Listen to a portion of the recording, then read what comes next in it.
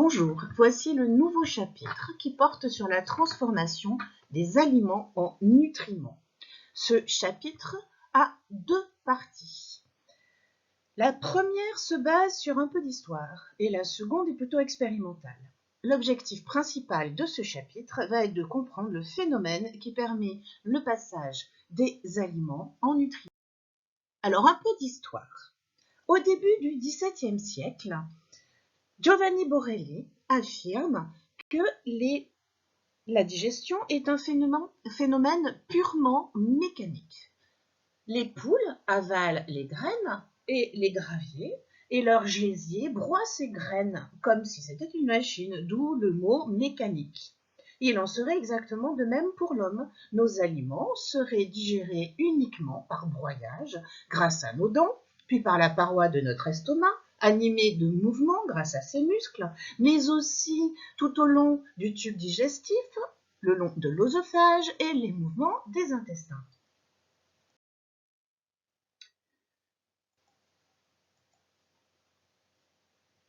Nous avons vu que tout au long du tube digestif, il y a ces activités mécaniques. On mâche, il y a des mouvements des muscles de la paroi, etc., etc.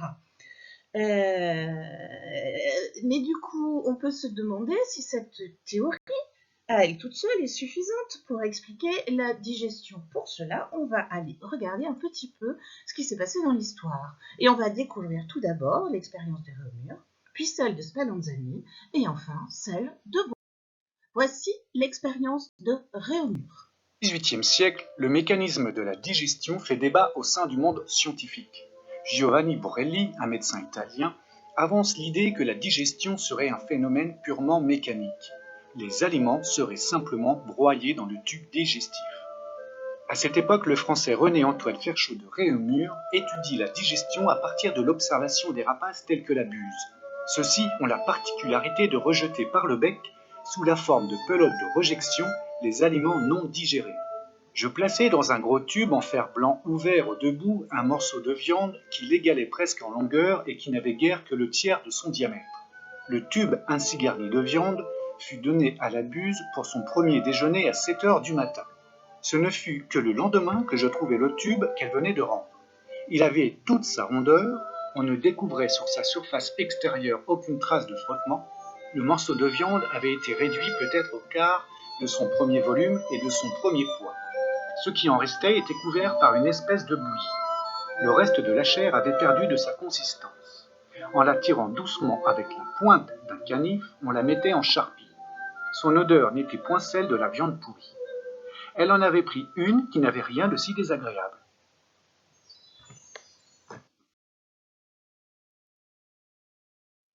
L'expérience de Spallanzani. L'abbé et biologiste italien Lazzaro Spallanzani connaît les travaux du français Réaumur. Au cours des années 1780, il va poursuivre les découvertes de Réaumur concernant la digestion. Spallanzani part de l'idée que la digestion est un phénomène chimique. Dans l'expérience de Réaumur, la viande aurait été transformée en charpie par des substances produites par les organes du tube digestif. Après avoir récupéré un peu de liquide contenu dans mon estomac ou dans celui des oiseaux, je réalisai les expériences suivantes. Je fis entrer dans un tube en verre un peu de ce liquide. Je mis avec ce sucre quelques brins de chair. Je fis de même avec un tube semblable avec une quantité d'eau qui était la même que celle du sucre gastrique pour me servir de terme de comparaison. Je les plaçai dans un fourneau où on éprouvait à peu près la chaleur de mon estomac. La chair qui était dans le sucre gastrique commença à se défaire avant 12 heures et elle continua insensiblement jusqu'à ce qu'au bout de 35 heures, elle ait perdu toute consistance. Il n'en fut pas de même dans le tube où j'avais mis de l'eau. La plus grande partie des fibres charnues plongées dans l'eau était encore entière au bout du 3e jour. L'expérience historique de William Beaumont et du jeune trappeur qui est un chasseur canadien. C'est un accident de fusil en 1822 qui va faire progresser les connaissances sur la digestion humaine. Alexis Saint-Martin, un trappeur canadien, se retrouve en effet blessé, son estomac perforé par une balle. Il guérit, mais garde un trou de 6 cm qui laisse son estomac en communication avec l'extérieur. Lexi Saint-Martin est soigné par William Beaumont, chirurgien de l'US Army, comprend très vite que ce patient va lui permettre de découvrir bien des choses sur la digestion. À 11 heures, après avoir fait jeûner le garçon pendant 17 heures, je soutire du liquide gastrique, pur, non mélangé avec d'autres matières. Je prends alors un bon morceau de bœuf bouilli et je le mets dans le flacon avec le liquide.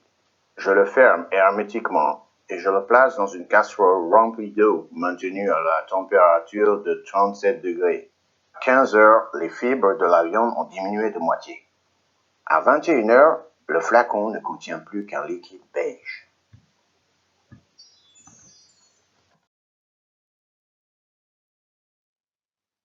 Petit tableau récapitulant toutes ces expériences historiques. La première expérience donc de Réaumur, les aliments subissent juste une transformation chimique. C'est son hypothèse. Il pense que l'expérience montre que la digestion d'un morceau de viande dans un tube en fer chez un rapace permet de réduire ce morceau de viande et qu'ensuite il est recouvert de bouillie. Et que le tube en fer n'est pas abîmé. Donc en fait, il n'y a pas que du mécanique, il existe une digestion chimique. Spallanzani reprend ses expériences et lui, par contre, pense que les sucs gastriques permettent la digestion des aliments. Donc pour cela, il récupère des sucs gastriques et plonge des morceaux de viande à l'intérieur. Et d'autre part, il a l'idée d'utiliser un témoin, c'est-à-dire de plonger des morceaux de viande dans de l'eau. Il met tout ça à 37 degrés, température du corps, et là, il se rend compte que la viande dans le suc gastrique perd toute consistance, contrairement au témoin, dans l'eau. Donc on peut arriver à la conclusion que les sucs gastriques permettent la digestion chimique de la viande. Beaumont, quant à lui, 1822, nous sommes maintenant au 19e siècle, part de l'hypothèse qu'il est possible que les sucs gastriques permettent la digestion chimique de la viande chez l'être humain. Pour cela, il tombe sur un jeune trappeur canadien, Alexis Saint-Martin, blessé. Il peut ainsi, par le trou, malheureusement, prélever des sucs gastriques chez cet être humain. Puis, il va jusqu'à y plonger de la viande. En récupérant les sucs gastriques, il se rend compte qu'à 37 degrés, au bout de 21 heures, la viande est complètement digérée et il s'est formé un liquide beige. C'est-à-dire que les sucs gastriques de l'estomac humain permettent la digestion chimique de la viande. Si je reviens à cette expérience où il a plongé directement de la viande, il a mis de la viande sur une sorte de brochette. Au bout de 2 heures, quand il a sorti la sorte de brochette, il n'y avait plus du tout de morceaux de viande. Donc si on fait notre premier bilan historique, Borelli, qui pensait que les aliments étaient uniquement digérés par broyage, a eu des compléments en fait sur le phénomène de digestion par les expériences réalisées par Réaumur, Spallanzani et Beaumont, qui eux ont démontré qu'il existe une action chimique par le biais des sucs digestifs.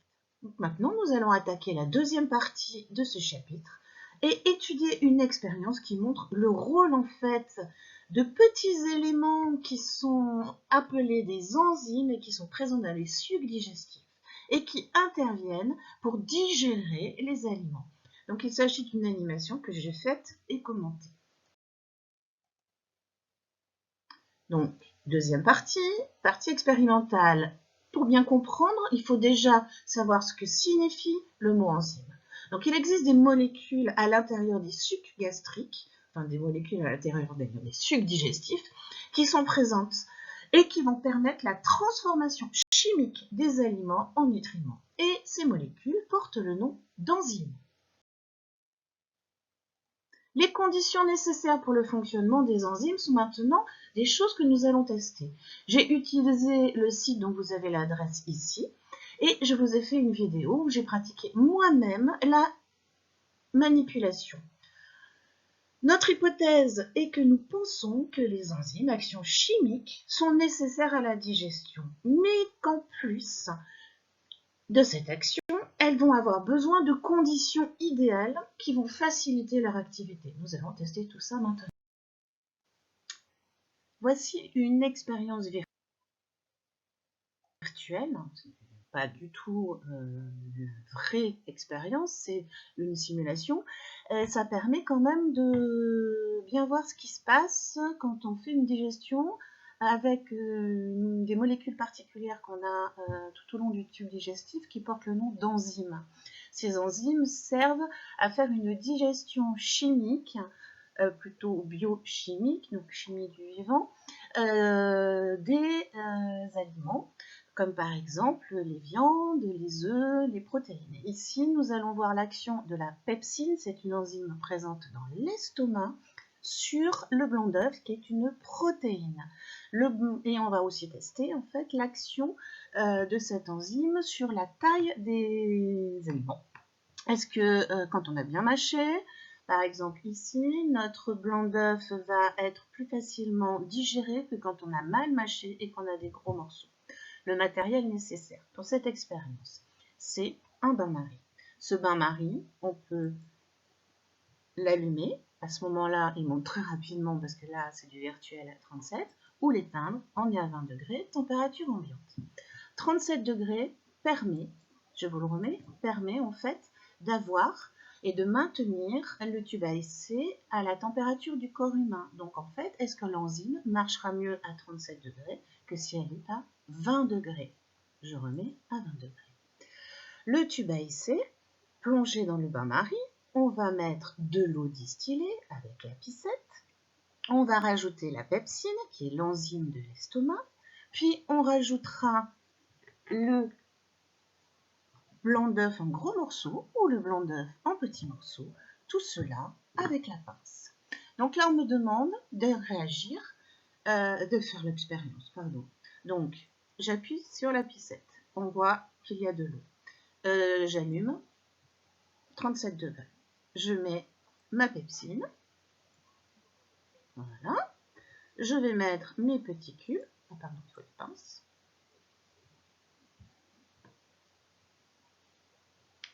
Et je demande le résultat de l'expérience. Je vois que tout est digéré. Je vais refaire une autre expérience. À 20 degrés, je mets de l'eau, ma pepsine.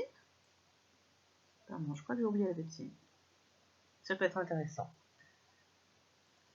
Sans pepsine, il n'y a pas de digestion. On va faire une autre expérience. 20 degrés, de l'eau, pepsine, petit cube d'œuf. Résultat, digestion partielle. Alors maintenant, 37 degrés. On va faire une autre expérience. Il nous reste à mettre 37 degrés, de l'eau, la pepsine, les gros morceaux d'œuf et de voir ce qui se passe. Digestion partielle, donc on a vraiment intérêt à bien mâcher les aliments. Voilà, je pense que vous avez compris qu'en fait, ce qu'il faut pour qu'une enzyme fonctionne, je vous le refais, c'est la température 37 degrés du corps humain, milieu humide, comme dans l'estomac, l'enzyme, puisque c'est la condition pour laquelle elle fonctionne, des aliments qui ont été mâchés, voilà. Et là, uniquement dans ce cas-là, les aliments sont digérés. Ici donc, les protéines sont digérées par la pepsine. Et je vous rappelle, quand il n'y a pas de pepsine, elles ne sont pas digérées même à 37 degrés. Voilà, c'est la fin de cette expérience. J'espère que vous avez compris.